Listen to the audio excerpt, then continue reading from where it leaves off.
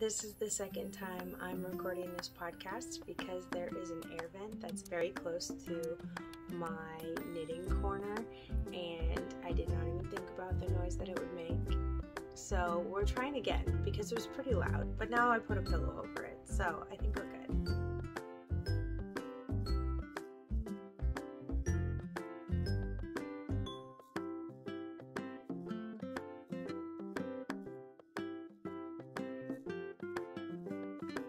Hi, my name is Bethany, and this is the Capital K Knitting Podcast.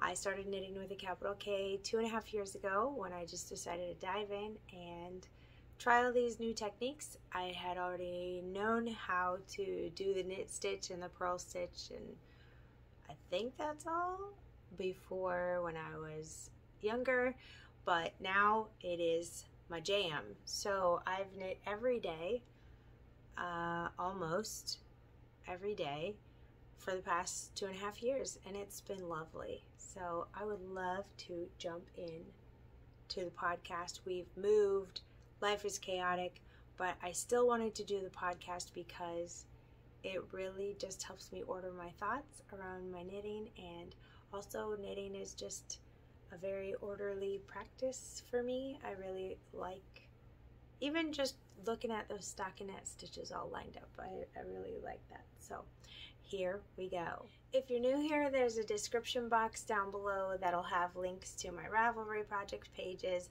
I try to say as much as I can on the podcast for those who don't have a Ravelry account for whatever reason, whether it's not accessible to you or whether you choose not to have one.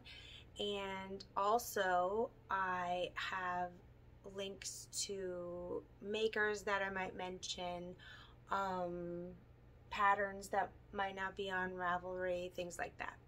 So first up are FOs, one FO basically, and I'm so pleased with it. It is the Malwina socks from Alex of Verton Rose. I love how this one is blocked and this one is not. I love looking at the difference between them. I think they're fantastic. Let's look at the lace on the blocked one. It's beautiful. This yarn is a little bit variegated, and so you would think it would mess up the lace, but it doesn't, and I love it. I love the lace on there.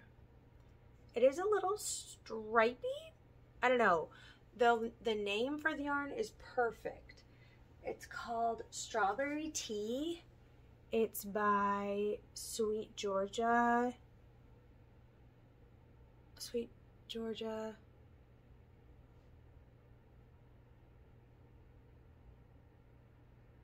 I think just Sweet Georgia. Yeah? In the Tough Love sock base. And it's called Strawberry Tea. I love all of the colors in there. I think it's perfect. And the way that it knits up in stockinette looks exactly like a glass of strawberry tea to me. I think it's perfect. There's a rib on the back of the leg, which is really nice. This is a slip stitch heel, and of course, because I do this with everything, I continued as a modified tread heavy. That's a sole pattern that I decided to share with people. So that travels down this way, and then the lace pattern, I did 2 repeats for the lace pattern before I ended the sock with the toe. It's a cuff down pattern, and I knit mine on a 2.25 millimeter needle size, so that's a US 1. So this little, I guess it's kind of like a little leaf shape. I did that again. I repeated it again the first time that I did this sock, but as I was looking at it, I thought, I bet this would fit Janie, who is my little girl. And I put it on her foot, and the heel fit her so well, but it was too long. So, because I knit it to my sister Sarah's length, because I thought I might give it to her for her birthday, but basically I realized there are other socks that I want to knit her more, so I just I don't necessarily want to throw these at her and be like, hey, these are the socks I made you that are less you than these other socks would be. So these are perfect for Janie. She loves lacy things. She loves frilly things. She loves all of that. So this is the unblocked version. Look at how stiff it is unblocked. My gauge is like titanium. So good. I knit this exactly like this, right? As it would be pulled back. And it's wonderful. She's been wearing them all day yesterday. She wore them. So there's a little bit of fuzzy here on the heel. But I haven't blocked this one. I'm going to soak it, but I haven't blocked it because I don't, now that I've pulled the toes back to her length, I don't have any blockers that these will fit on. I don't have any children's blockers. And I don't think I'll get any because it'll just be a few years before I can do theirs on small blockers. I can already do Jack's on small blockers, so it's not a big deal. And your feet are the best blockers anyway, right? Just let them dry and then put them on. What was I going to tell you? Oh, so originally I did do, you know, because the toe came out to probably here. I originally did do a reinforcement on the ball of the foot, and I did not rip back farther to do that reinforcement here on the ball of her sock. And I thought, oh, it's fine. You know, I did it on the heel. It's okay. I don't need to do it on the toes. And then I saw her walking in them and realized, and I don't know if you've seen this before, but there are children who just naturally walk on the balls of their feet and their toes. They'll just do that. Sometimes it's a sensory issue. Sometimes they're just messing around. And she does that a lot.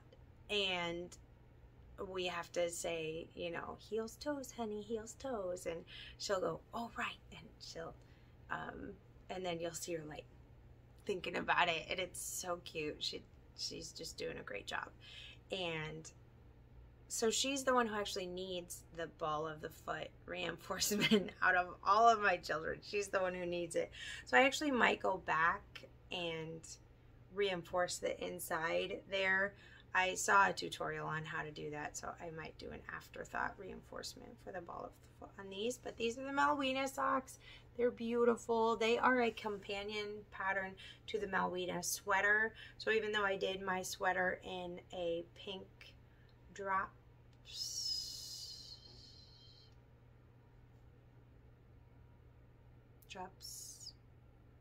Lima, maybe, yarn. These are not obviously companion socks because they're in different yarn, but this is a companion pattern to the sweater. And the sweater was also a dream to knit. It's the raglan detail is just so pretty and so fun because the increases are within the detail, so they're pretty invisible, and that's nice. So there we go. Janie's socks are all done, which is lovely because sock camp with the Crazy Sock Lady has already started. It started on May 28th. Today is June 4th. And I missed the cast on day entirely. It's just been a little bit nuts over here. So it's okay that I missed the cast on day. The knit along goes through, I think, the end of August. So it's not, you know, like, oh, I missed it or anything like that. In fact, this is one of the deadlines that I've missed that I've been the most okay with. That I've just thought, you know what, I'm just going to clear the socks that I've already had on my needles off. And when I'm done with that, I will move on to sock camp and just really enjoy it and be in it instead of like stressing about getting these other socks done while I'm knitting these other socks and have too many whips on my needles. So here we are. Speaking of whips on the needles, I have the As You Wish shawl, which I do separate videos for, but also have made no progress on because one of the colors that I was using for the shawl, I also used for this baby knit. And for those of you who saw the last podcast, I needed to get more of that yarn. I used all of it for this and then couldn't find more until I went to my LYS and I found more. LYS, Local Yarn Shop, which is not my local yarn shop anymore, but we won't talk about it because I'll cry. So this is Earth Yarn in the colorway Cinnamon, and I ran out of it, so I haven't done anything else on the As You Wish shawl or on this baby knit because I had the yarn. I went to my LIS the Thursday before we moved, so just a few days before we moved, and got the yarn I needed, and so I had it, but I didn't find my ball winder and my Swift until late last night. So I wound up 4, maybe 5 cakes of yarn today, and that was really nice to just be able to know that it's ready for me, because I also haven't done, I probably have done 10 rows on this sleeve, and then I ran out of yarn again and had to, you know, set aside the skein that I didn't wind up before I moved to be wound when I found the Swift and ball winder. So that's all ready too. And I don't have Ian's hat cast on. I was planning on casting on both of the hats that I had frogged a while back to just have them on the needles and work on them and know that the fabric that I was making was what I wanted, and that the sizing that it was what I wanted.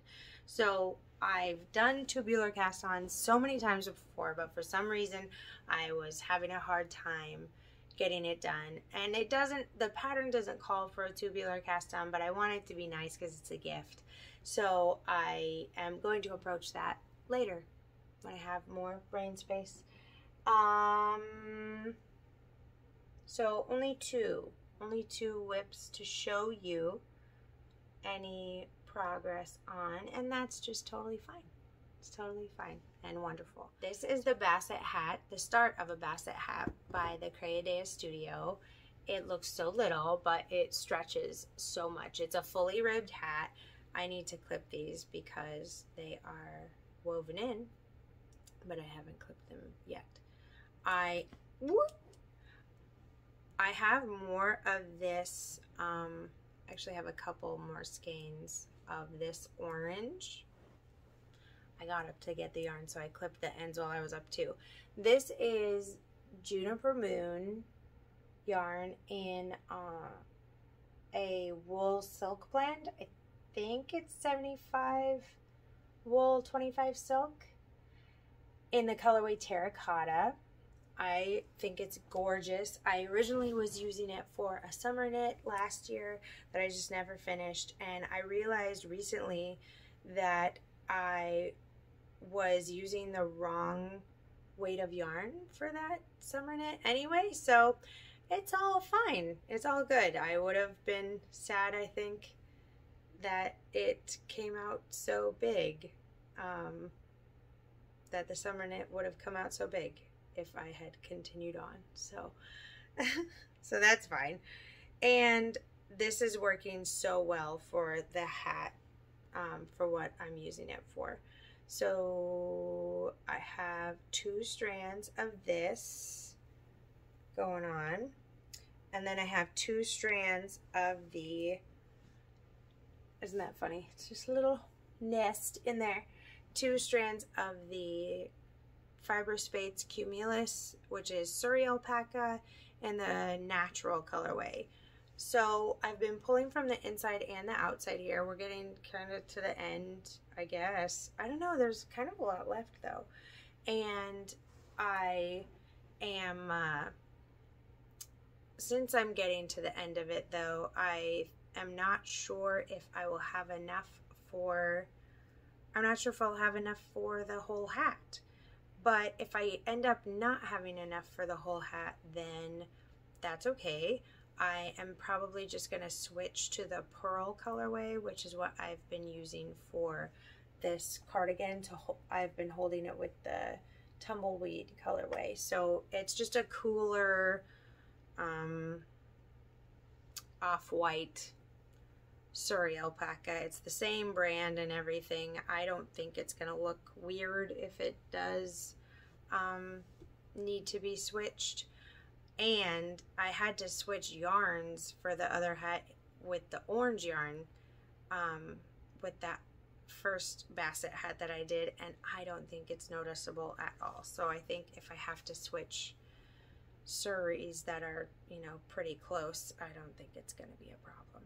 Oh man, this is getting rough. I was hoping to just, there we go, to just kind of get this all sorted here for a second, but there's more here than I thought, so bear with me. Okay, so if you have been working with something that has been bothering you for a while, take this moment as permission to just stop and fix it. I know this chair is like making noise against the trim of this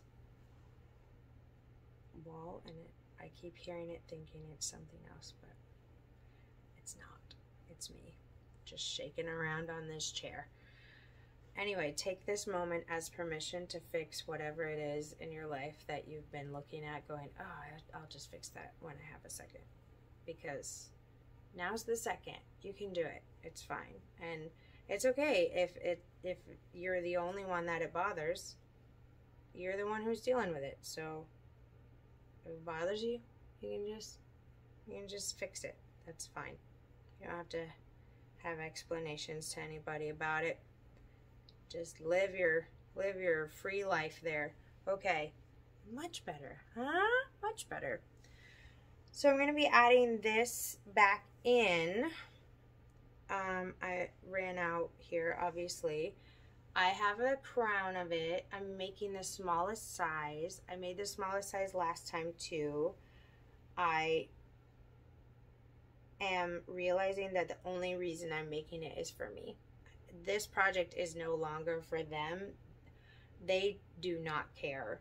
I don't know. Surely someone out there will relate to this, and if you don't, that's okay. But for those of you who do relate to this, the fact that I said I would do it is the end. I'm committed now. I must do it. Whether they care or not, whether I care or not, it doesn't matter. It must be finished because I said I would do it, and I will think about it or feel guilty about it until it is done. Or if at some point it becomes unreasonable or impossible for me to complete. At those points, I can say, oh, well, you know, it's become impossible or unreasonable. I need to work through that and become okay with it. But I have not reached that point. I have the yarn. I have the time. It's a good hat. It's a good winter hat. It's got little ear flaps, and I did a button closure on the last one. And it's adorable. It fits every child in my house. It can fit on their head because it's ribbed and it's magical. It's a great hat, so I'm going to make another one, and if they only wear it in the winter when I tell them to, then great. That's fine. Still a good knit. Okay, last whip to show. This is Didion's socks. Now, for those of you who were with me last time, these look different, don't they? I was overwhelmed with the prospect of finishing the rest of that broken rib sock and a whole nother broken rib sock for a 10-inch foot. Granted, my foot is 9 inches, but still. I was overwhelmed by that. He also wants like a 6-inch leg on these socks. And here are the lessons I'm learning. I've realized that knitting is an easy way for me to learn lessons instead of let my inner critic berate me about things.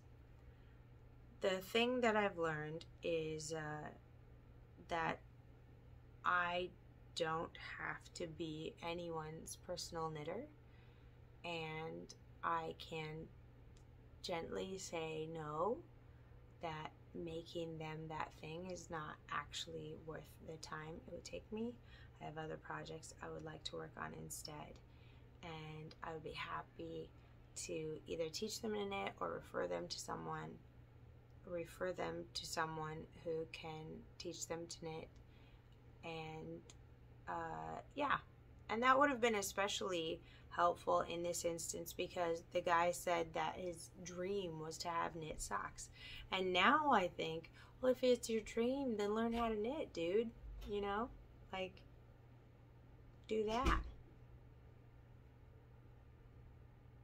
Hello? Hi, do you need a bottle? Okay, one bottle refill and diaper change later, and we're back.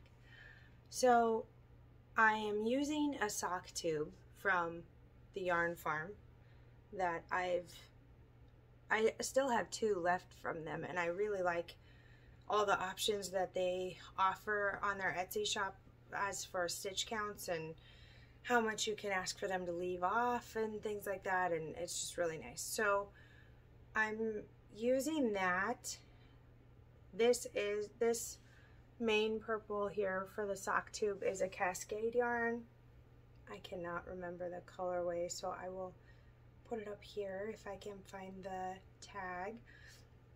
And then this is Huasco sock in the colorway Byzantium. Isn't that a fun name? So I am doing toes. I've already done the toes. I've marked and even put in parts of my afterthought heels here. And then these little markers are where the cuffs will go. That's how long he wants the legs to be. So I will have about this much left of the sock tube left. So that's just gonna go in fingering weight scraps to make other socks with later, because obviously that's not gonna get me 2 socks for anyone who has that kind of foot circumference diameter. What? So I obviously have enough sock yarn to keep me busy for a minute, and I don't anticipate getting anything else. But then I saw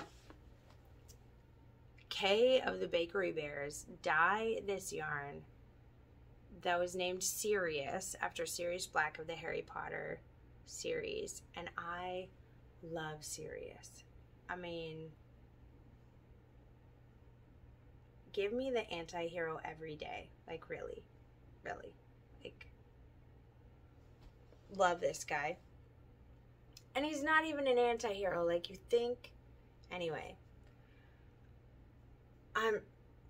Harry Potter's been out forever. It's not like I'm giving away any spoilers, but I loved the story when I learned about him. My husband and I just finished watching the series of the movies. I'd never seen them before, and when Sirius's whole story, it begins, it ends, and I'm like, oh my gosh. It moved me, Bob. Anyway, so she dyed up this yarn. It was perfect. It was perfect. And of course, the reason it was perfect is because it was named Sirius, and it, like, thinking of it, you think, oh, yeah, that looks like Sirius. But she doesn't sell her yarn anymore. So I looked up to see if anybody else sold yarn like that, and I almost bought it. It wasn't the same, but for some reason I was like hooked, you know? And Kay does this whole series called My Favorite Colorways, and it's about dyeing yarn. You're able to get her recipe for this yarn that she dyes. I don't plan on dyeing yarn. I'm not gonna be a yarn dyer now. But that colorway, that had me seriously thinking about getting some bare yarn and like those colors that she mentioned and trying it. Seeing what happens, you know? I haven't done it. I think it will fade. I think the desire will fade, and I'm hoping it does. Because now I've got this whole thing about weaving in my head that I'd like to do. I don't have a loom. I don't know what I'm thinking. Now I'm near my sister who's a spinner, which I'll get to later. But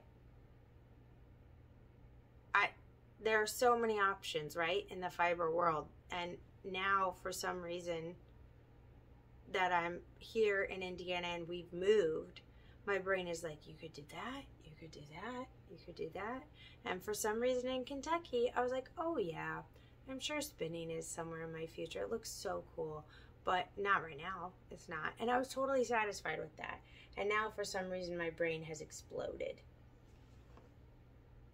Anyway, speaking of my brain exploding, let's talk about acquisitions real quick. This is from my spinner sister, and she gave it to me. My whole heart is so full. Look at this. It's so great. She did such a good job. She's been spinning, I think, less than a year now. She's been learning a lot, and she works in this place called Conner Prairie, and I'm pretty familiar with Conner Prairie, but I struggle with describing it sometimes. It's like this historical farm where they have sheep there. They have their own sheep. They have cows. They have, I want to say this correctly. It's like a museum version of this farm. And I want to say it was owned by the Clayton family, but I'm not sure if that's correct. It's owned by a family before, but they've basically turned it into this little town that's historically accurate in sometime in the early 1800s, 1814, 1816, something like that. So she puts on her little historical outfit every time she's going there, and they have knitters, they have spinners, they have weavers, they have all, like, they have blacksmiths, they have, yeah, they have carpenters, they have a general store guy, they have a doctor, they have all the people, right? And then, so she's been learning all these things and all these historically accurate things, which, by the way, the Tread Heavy sock was approved as a historically appropriate sock construction for her to be able to make them for herself, for her job. That was so cool. But this is her gift to me. Oh, it's so gorgeous. She called it novelty yarn because I think she's, I don't want to say dissatisfied, but looking forward to having a consistency that she's more satisfied with. I don't know, but I think it's beautiful. I think it would be so fun to make into something, but I just am not sure what to make it into.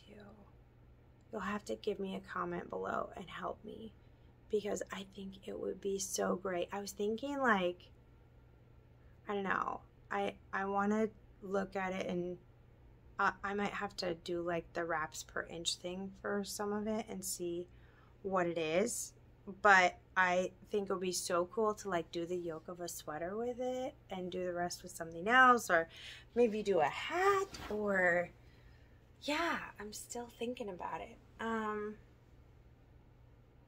It's gorgeous though, isn't it? It's gorgeous, and it's from her. So sweet. So I got some other yarn at my local yarn store while I was there last time. I got this one because I needed it. But I also got a couple things I didn't need while I was there. And while I was there, getting a couple of things that I did not need. Ooh. I just found this mini in the bottom of that bag. I might use this for the mushrooms instead. Look at the difference there. I think I'll use that. Anyway, they gave me a bag. They had cheesecake for me. It was a lovely time. I almost cried. I have been at the Wooden Needle, Trenton, Kentucky. So if you're near Trenton, you should go visit them. They're lovely people, all of them. Those who work there, those who knit there, they're all lovely. They just are always encouraging in your projects. They're always gracious when you're asking them to help you fix something, to help you find your mistake. It's just, they're just lovely, lovely people. So, last couple of things here are some stitch markers that I just got in the mail today. I love them. They are from the We Grow Wild podcast. They have a Ko-Fi page. They also have these gorgeous olive wood buttons. But those go pretty fast, and I have yet to be fast enough to get them. But I was thinking maybe by the time I get this sucker finished, I might be able to get some of them, you know, for that one, but we'll see. So these are some they're like tiny spoon stitch markers. There's 7. I'm almost positive I was only supposed to get 6, but I think they threw an extra one in there for me, and that was so kind. Or maybe it was an accident, and I'm very happy about it. Very happy little accident, like Bob Ross. It came in this little organza bag, which is nice because I'm one of those people that, like, until it goes in the place that it needs to be, it'd be good for it to be recognizable for me. So they're very nice, especially because for those of you who are familiar with, like, the spoons communication of how to express, like, how much energy you have in that day and how to utilize it, I think that's just a cute reminder on your knitting about that. And then the last thing is this book. This is the last book that I ordered with my birthday money, and it just came in. It's called Knits About Winter. Here we go. By Emily Foden. Is that how you say her last name? And it's gorgeous. Like, come on. There's a vellum page in here. Like, this is what, it's gorgeous. It's published by Pom Pom, and I just love all the photography in it. I mean, come on. Look at those socks. So cute. There's just a bunch of stuff in it that is so wonderful. And this is one of the books that if I never knit one of the patterns, even though I plan to, if I never did get around to that, I would still love having it on my table. I would still love having it on my desk. I would still love having it around because it's just so aesthetically pleasing. The whole book is. So if someone picked it up and was like, "Can I see your book?" I'd be like, "Yes." And now that I'm in a community with, like, my family and some dear friends that I've had for decades now, I'm back in this community that I know. I feel like it's also one where I could be like, hey, I've got a bunch of knitting pattern books. You're a knitter. You want to come over? You've been talking about how you want to find a pattern for this thing. You want to come over and see if it's in one of my books? You know, like very, very old school ways of doing things. I don't normally do a knit and chat portion of my podcast, mostly because by the time I'm doing a podcast, I don't really remember a lot of what happened in the last 2 weeks, and it doesn't feel very exciting or, you know, like, oh, guess what happened this week. But with moving and everything, every Instagram message I receive is something about, like, how's the moving going? How's everything while you're unpacking? How is life while you're waiting for your husband to come back and things like that? How is the renovation of the bedroom going? And I thought maybe it would be good to answer those questions here, because for myself, I often have those questions, but if I don't know the person on the other end of that Instagram account, 90% of the time I'm not going to send them anything, even though I have questions. So maybe I need to be braver.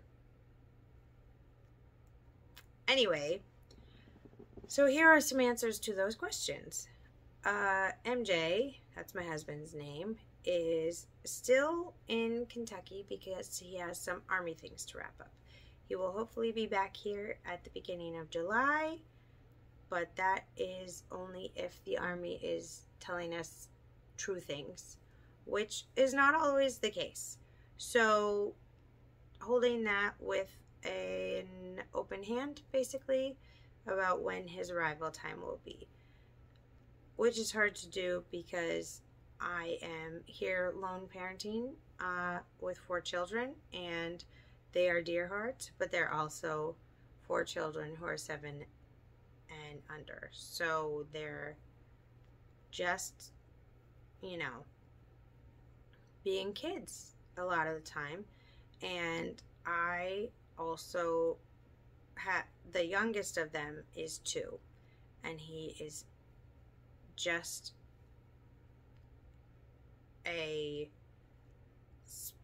he's a spirited little boy. He wants to do all the things, right? He's completely developmentally exactly where he's supposed to be. And it's a hard time for me right now with him. He at one point was able to unlock the doors here and leave whenever he wanted, and that's just not safe. So at one point I look and I see that the back door is open, and he is standing in the alleyway just in his diaper holding a ladle that he got from the kitchen counter. I called for him, he came back inside, but I have no idea. Yeah, no idea what the neighbors thought, first of all, kind of last of all, really. And then I also just was overwhelmed with how a 2-year-old being able to just leave whenever he wants is so unsafe. So we went to Lowe's, which is, I don't know if Lowe's is in other countries, but in America it's a hardware store, and went there and got some locks that I could put higher up on the door so that he wouldn't be able to get out, and so he has yet to be able to open the doors by himself when those are on, which is good.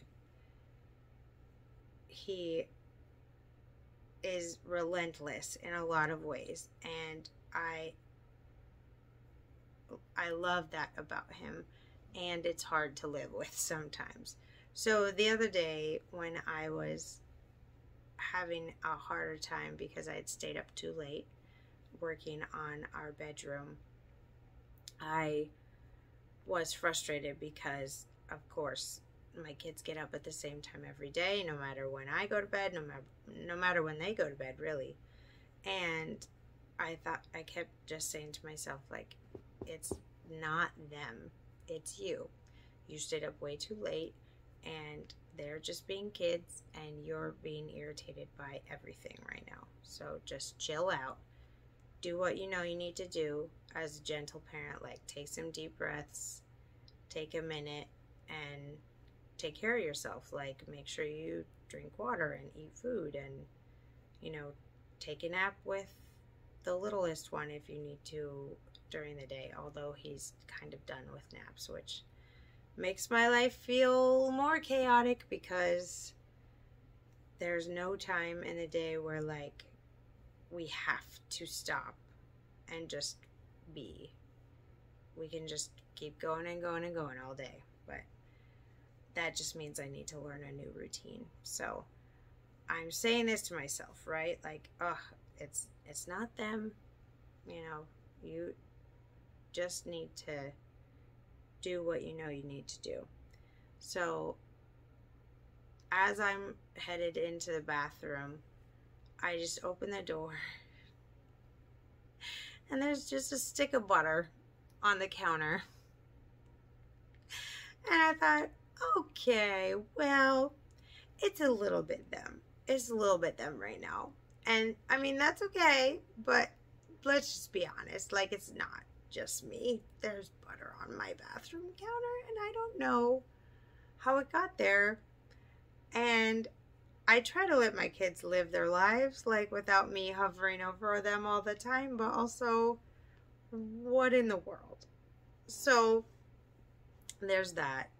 And then with MJ being in Kentucky for at least the next 4 weeks, it is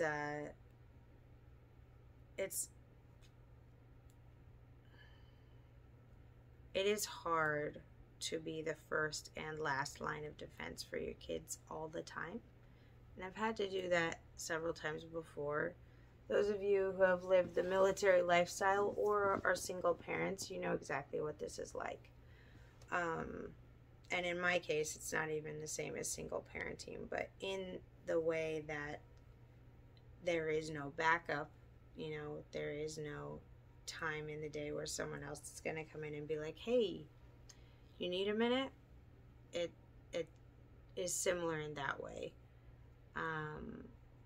And it can feel just relentless and monotonous all at the same time. And you go to the park and you try to do all the things that they need developmentally, but it's hard to do all the things that they need developmentally and then also, you know, the things that I want to do.